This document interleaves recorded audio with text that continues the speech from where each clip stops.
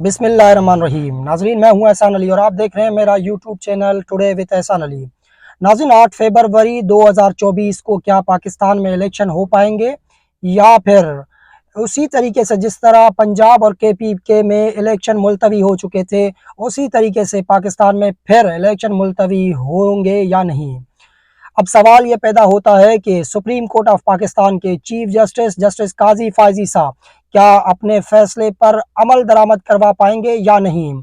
अब बज़ाहिर तो यूं दिख रहा है कि 8 फरवरी को इलेक्शन होने जा रहे हैं, लेकिन पसे पर्दा कुछ और चल रहा है। उससे मुतल्लिक इस नशिस्त में आपको आगाह करेंगे कि पाकिस्तान में क्या 8 फरवरी को इलेक्शन हो पाएंगे या नहीं।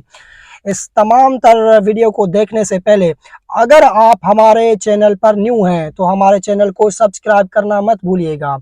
सब्सक्राइब करके बेल आइकन के बटन को दबाइए ताकि सियासी गुफ्तो शदीद आप तक पहुंच पाए, क्योंकि इस वक्त जो सियासी दर्जा हरारत है वो इंतहाई पीक पर पहुंच चुका है।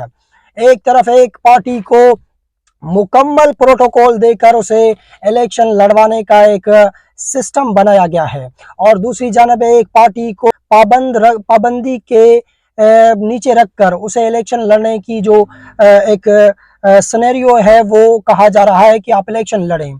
अब सवाल ये पैदा होता है कि पाकिस्तानी कौम क्या उस पार्टी को फिर से जितवा कर एक शख्स को जेल से निकाल कर वजीर आज़म बनाएगा, या फिर उसी तरीके से जिस तरह 76 साल तारीख में पाकिस्तान में जिस तरह होता आ रहा है, जिस तरह 2018 में हुआ, जिस तरह 2013 में हुआ, जिस तरह 2002 में हुआ और फिर जिस तरह 1971 या 70 में हुआ, जिस तरह पाकिस्तान के दो लख्त हुए, पाकिस्तान ईस्ट और वेस्ट पाकिस्तान अलग-अलग हुए, जबकि बांग्लादेश आज जो पाकिस्तान से बिछड़े हुए कई साल हो गए लेकिन वो आज पाकिस्तान से तरक्की में आगे निकल चुका है, लेकिन पाकिस्तान आज भी उसी दहाने पर खड़ा है।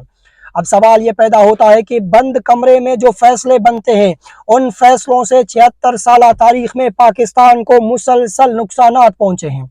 अब उन नुकसानात के बावजूद क्या इस मर्तबा भी बंद कमरों में फैसले होंगे या फिर इस मर्तबा उलट होगा, इस मर्तबा 76 साल तारीख को ठुकराया जाएगा या फिर इस मर्तबा भी वही होगा जो होता रहा है। नाज़रीन, जब मैंने देखा मिस्टर हबीब अकरम साहब जो कि एक सीनियर एंकर हैं, उन्होंने सर्वे किया पंजाब में, जबकि पंजाब में तहरीक इंसाफ का कोई भी कैंडिडेट अब मंजर आम पर नहीं, उसके बावजूद भी पंजाब में तहरीक इंसाफ लीड कर रहा है।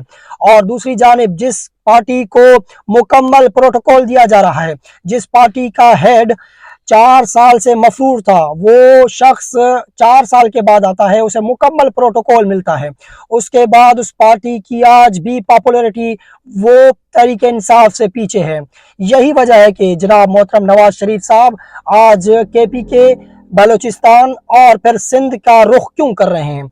उनको साफ दिख रहा है कि इस वक्त जो पंजाब है, पंजाब भर में तहरीक इंसाफ की जो वोट बैंक है वो मुसलसल बढ़ता जा रहा है, जबकि सबसे बड़ी बात कि पंजाब में तहरीक इंसाफ का कोई कैंडिडेट मंजर आम पर नहीं है। अगर कोई भी सामने आता है उसे गिरफ्तार किया जाता है। कुछ कैंडिडेट गिरफ्तार हैं और कुछ कैंडिडेट जो जेर जमीन है आज भी वो रूपोश हैं। उसके बावजूद तहरीक इंसाफ की जो पॉपुलैरिटी है वो रूज पर पहुंच चुका है। और दूसरी जानिब आपको बताएं कि सिंध के अंदर फिर से पीपल्स पार्टी लीड करता हुआ दिखाई दे रहा है। नाज़रीन, सिंध वो सूबा है जहां पर मुसलसल 3 मरतबा पीपल्स पार्टी ने हुकूमत बनाई है और इस मरतबा भी सिंध में पीपल्स पार्टी हुकूमत बनाने जा रहा है, जबकि नवाज शरीफ जीडीए और JUIF और मुख्तलिफ पार्टीज को मिलाकर भी यहाँ पर हुकूमत नहीं बना पाएंगे, क्योंकि सिंध में जितने भी जागीरदार हैं वो सब पीपल्स पार्टी की जानिब हैं और फिर पीपल्स पार्टी के अलावा उनके सामने कोई ऑप्शन नहीं बचा। इसी वजह से वो पीपल्स पार्टी को ही तरजीह दे रहे हैं।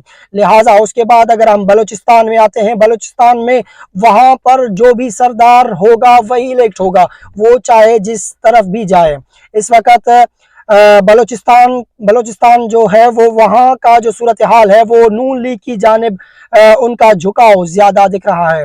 और अगर KPK में हम जाते हैं तो KPK वो सूबा है जहाँ पर तहरीक इंसाफ का जो वोट बैंक है वो कसीर तादाद में मौजूद है।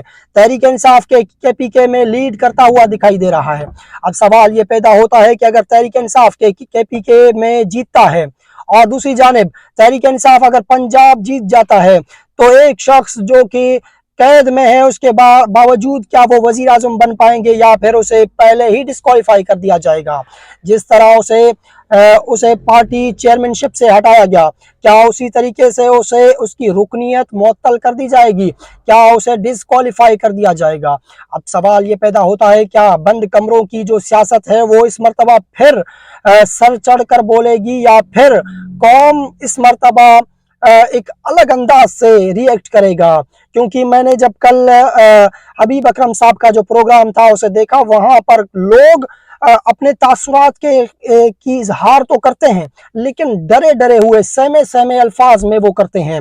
अभी इससे साफ जाहिर है कि पॉपुलैरिटी बेशक तहरीक इंसाफ की है लेकिन वोट जो पड़नी है, जो उन डब्बों से वोट निकलनी है वो किसका निकलेगा, वो सबको पता है कि किस तरह निकलता है, किस तरह पाकिस्तान में धांधली की जाती है। जबकि सबसे बड़ी बात कि मरे हुए लोगों की जो वोट है वोट कास्ट की जाती है। नाज़रीन, इसके बावजूद पाकिस्तान तहरीक इंसाफ इस वक्त लीडिंग पार्टी दिखाई दे रही है। अब 8 फरवरी को क्या इलेक्शन हो पाएंगे या फिर इलेक्शन नहीं होंगे, इससे मुतल्लिक दीगर वीडियोस में भी आपको आगाह करेंगे। लेकिन अब तक के लिए इतना ही। अगर आपको ये वीडियो पसंद आया हो तो हमारे इस यूट्यूब चैनल को सब्सक्राइब करना मत भूलिएगा। शुक्रिया, अल्लाह हाफिज।